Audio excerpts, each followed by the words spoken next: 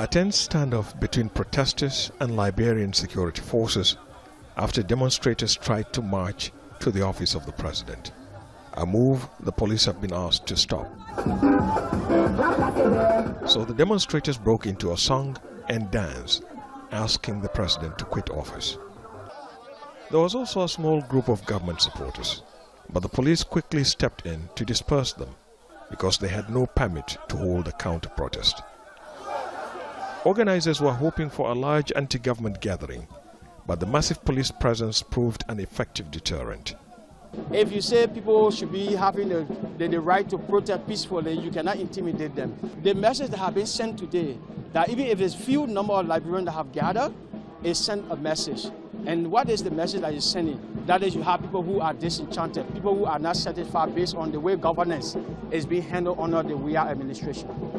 The crowds at this demonstration were nowhere near the numbers seen in June 2019, but their message remained the same. They want an end to what they call rampant corruption, to stop economic decline, and for the president to publicly declare his assets, although the Constitution did not make it mandatory for him to do so.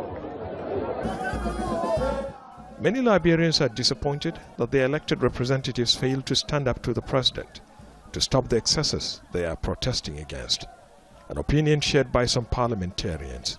Majority of the members of the legislature think and act as though they serve at the pleasure of the president against the aspiration and interests of the people.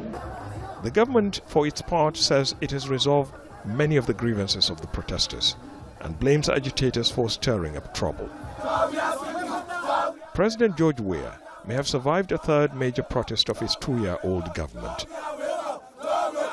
What's not clear is if protesters will once again take to the streets as promised if the government fails to meet their demands.